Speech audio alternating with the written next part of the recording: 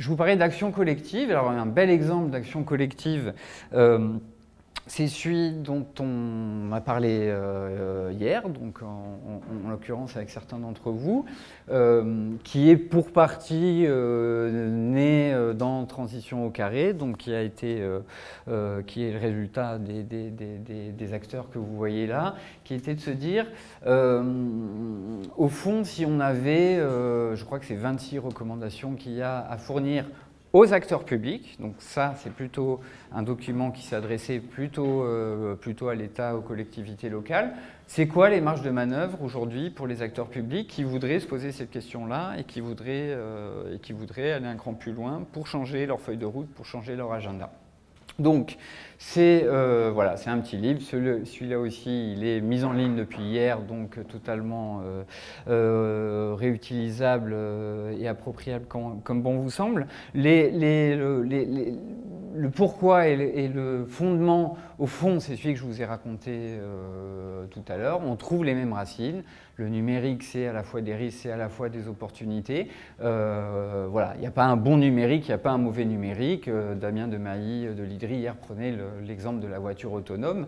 On ne peut pas dire si la bagnole autonome sera écolo ou ne la sera pas. Ça dépend de comment on va la concevoir. Si on la conçoit comme une bagnole qui va remplacer nos pratiques actuelles de voitures individuelles, on est à peu près sûr qu'on court à un nouveau désastre écologique et donc ça va nous poser des questions.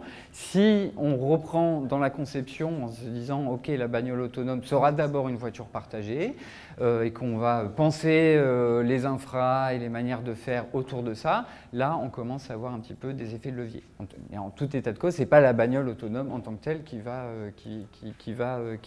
nous sauver. Voilà, donc en tout cas, il y a cette passerelle à faire des deux côtés.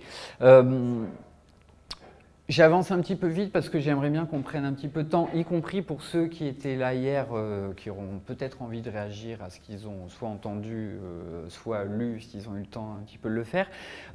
Voilà les 4 sujets, parce qu'on a dû un petit peu les réduire, donc qui ne dressent pas l'ensemble des défis entre numérique et écologie, où on s'est dit, voilà des prises pour les acteurs publics qui sont à la fois, on va dire, un peu urgentes et puis et prenables, et qu'on a mis sur la table et qu'on a donc débattu hier et qu'on continuera pour partie à le faire aujourd'hui. Donc le premier, c'est la question de l'empreinte écologique du numérique, où on a, il me semble, senti hier que le sujet montait quand même un peu plus d'un cran.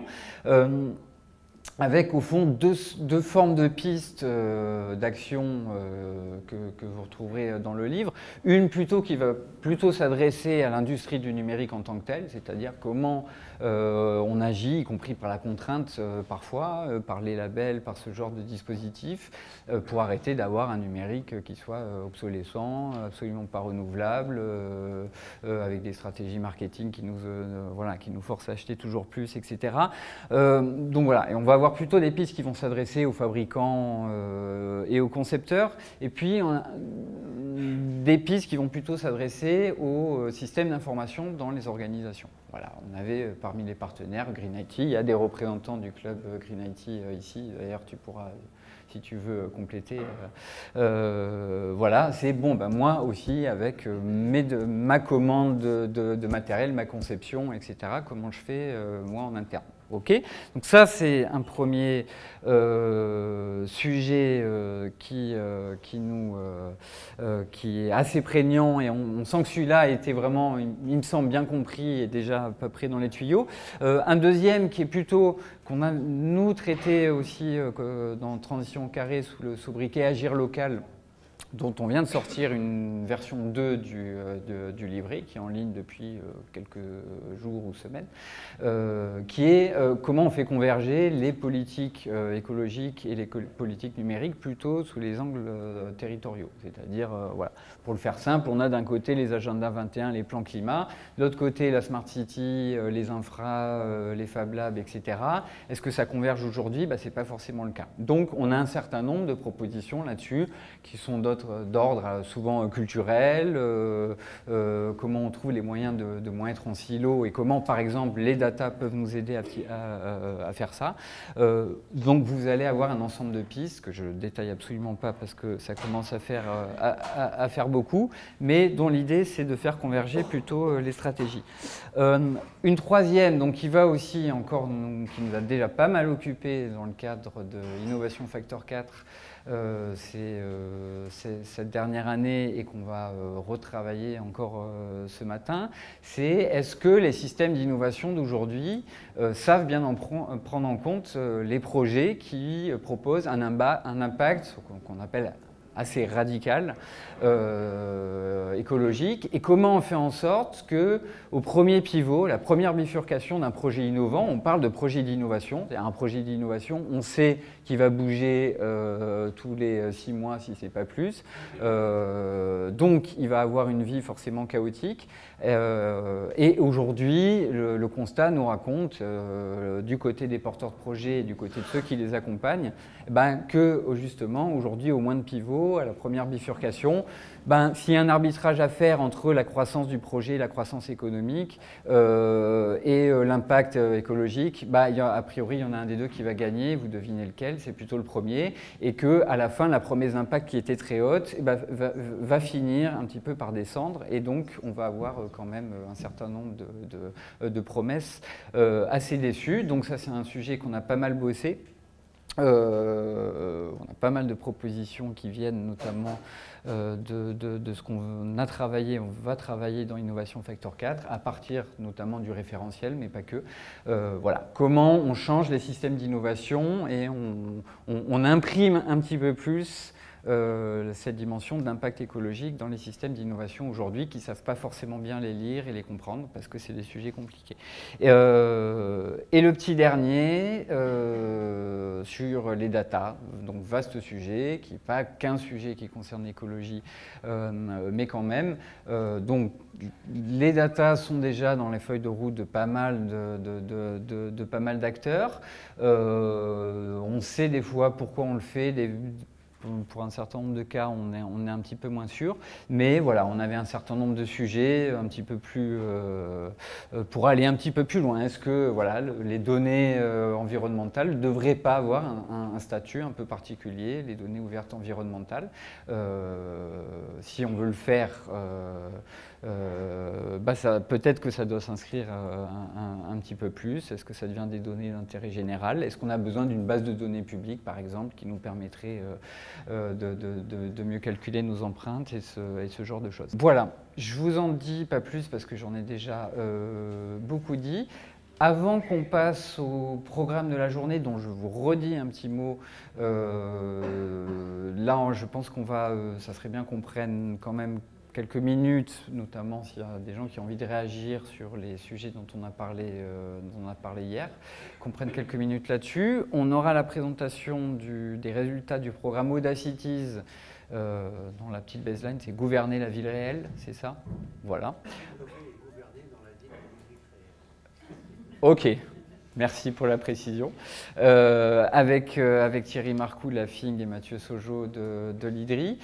Et après, on va directement se mettre au boulot. D'habitude, les ateliers, c'est plutôt l'après-midi, mais on s'est aperçu que c'était de plus en plus dur de se remettre au boulot vraiment l'après-midi après avoir mangé. Donc maintenant, pouf, vous avez bossé ce matin. C'est pas pour ça qu'on va pas bosser cet après-midi.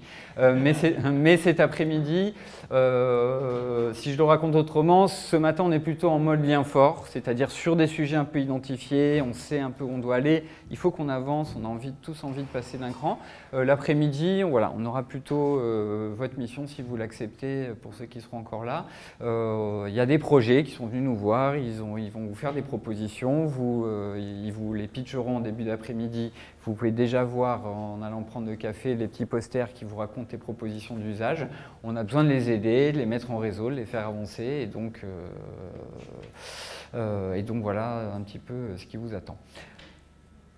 J'ai beaucoup parlé. Est-ce que sur notamment ce que j'ai présenté, et en particulier sur les 4 propositions qu'on a mis dans le livre blanc, est-ce que, notamment pour ceux qui étaient là, vous avez envie de protester, de raconter comment vous avez un petit peu senti les débats hier, pas juste pour dire « oui, c'était bien, bravo, il y a eu des ministres, oui, oui, on est content ». Mais voilà, on peut se prendre quand même 5 minutes pour débriefer un petit peu tout ça. Oui? Alors, et comme d'habitude, je vous demande de vous présenter en prenant la parole. Bonjour, donc Jacques Noël. Moi, je suis plutôt donc, du numérique et depuis quelque temps, je m'intéresse à tout ce qui est environnemental, écologie et plus particulièrement à l'énergie.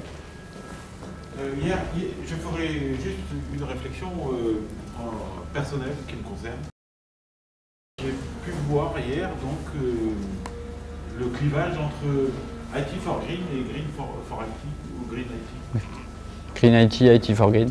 Et alors que je ne connaissais pas le Green IT, je ne connaissais pas cette tendance. Moi, je viens du logiciel, donc c'est vrai que je ne me suis jamais vraiment préoccupé de ces questions-là quand je faisais des logiciels. Et c'est vraiment, ça a été vraiment l'impression que j'en retire. C'est 2 mondes, 2 cultures qui ont des visions différentes et qui se sont là réunies. Et je trouve ça bien. Voilà. Ok, ça m'a fait changer. donc ok, plutôt positif. Bonjour, Jean-Christophe Chaussat, je suis responsable développement durable Green IT pour la DSI Pôle emploi. Donc je fais aussi partie du club Green IT et justement pour éviter ce clivage, maintenant on parle plutôt de numérique responsable et l'objectif c'est justement de concilier aussi du sociétal dans le numérique. Chose intéressante qu'il y a eu hier, c'est que ce ne sont pas que des déclarations d'intention, il y a déjà des sujets qui existent et qui avancent déjà pas mal. Un exemple en particulier qui... Effectivement, sur le benchmark, il y a, comment ça s'appelle, le WWF qui propose cette année un benchmark. Ok. Donc plutôt autour de grandes entreprises, d'aller regarder un petit peu les pratiques. Ouais, ce qui se passe, c'est que le club Green IT avait... excusez-moi, j'ai du mal à faire dessus. Donc le club Green IT avait travaillé sur un benchmark pour une dizaine d'entreprises à peu près. Il se trouve que le WWF, avec qui on travaille, a eu l'opportunité de porter ce benchmark au niveau national. Ça veut dire qu'il va y avoir un sujet qui va s'appeler Oui Green IT et qui va permettre aux entreprises de s'évaluer, d'avoir une idée de leur performance environnementale. Ok. Merci. Est-ce qu'il y a autre chose qui vous a titillé, Mathieu? Je te laisse te présenter. Mathieu Solodédry, juste pour aller dans le sens des commentaires, c'est vrai qu'il y a eu pas mal de boulot pour se mettre d'accord et se comprendre entre Green IT, IT for Green et numérique responsable. On a passé pas mal d'énergie, donc maintenant c'est fait, mais de comprendre qu'est-ce qu'on mettait derrière les mots, quels étaient les périmètres, etc. Donc ça montre que c'était pas si simple initialement, que c'était nécessaire en tout cas de faire ce travail. Et puis sur le deuxième point, il y a eu à la fois des engagements des secrétaires d'État hier, mais surtout ce qu'ils nous ont dit, c'est qu'il y allait avoir des annonces, des plans, des feuilles de route qui allaient sortir dans les semaines et mois qui suivent. Donc ça veut dire que la dynamique est lancée. Maintenant, charge à nous de vérifier que transition au carré, le livre blanc est bien pris en compte dans ces annonces et de faire du forcing pour que ça soit le cas. Avec l'avantage, c'est que maintenant on peut s'appuyer sur ce livre blanc qui a été remis officiellement en disant ça vous engage également et donc faisons le forcing. Ils ont plutôt été enclins à ce qu'on les aide à... Plutôt offensif là-dessus. Ouais, non, c'est vrai. Oui, pour aller dans le sens de ce que vient de dire Mathieu, j'ai senti aussi bien les ministres que la commissaire générale au développement durable dire embêtez-nous, ça nous aide si on n'est pas juste en train d'attendre de l'État qui porte des choses tout seul. Donc je retrouve quelque chose qu'on trouve aussi dans des échanges avec des services de l'État, des acteurs publics, mais aussi des acteurs en charge des questions de développement durable ou de RSE dans les entreprises, qui disent aidez-nous à pousser ces sujets-là à l'agenda. C'est pas comme si ils n'étaient pas déjà un peu réfléchis, c'est pas comme s'ils étaient déjà, pour certains, assez bien construits. On a simplement du mal à les faire remonter dans la pile.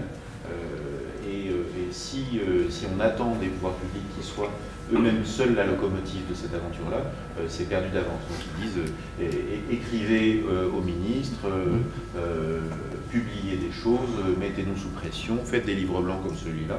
Donc je nous le dis collectivement, je pense qu'il faut pas se satisfaire d'avoir publié un livre blanc qui est déjà un point de convergence lisible et une victoire d'étape.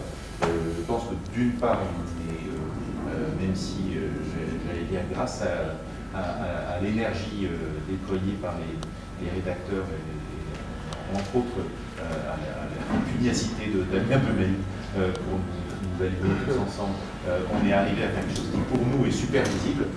On n'est pas encore au stade où un journaliste de la presse généraliste peut attraper à la volée ce qu'on est en train de raconter pour en faire quelque chose d'approprié. Donc à mon avis, il faut qu'on fasse encore un petit effort dans le sens de l'appropriation. D'autre part, on raconte un livre blanc dans lequel il y a des mesures. Une partie de ce qu'on raconte à côté, c'est de la culture.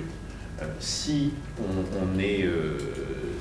la partie de ces mesures qui produit de la culture est sous-estimée, on peut juste avoir une lecture technico-administrative des problématiques qu'on a.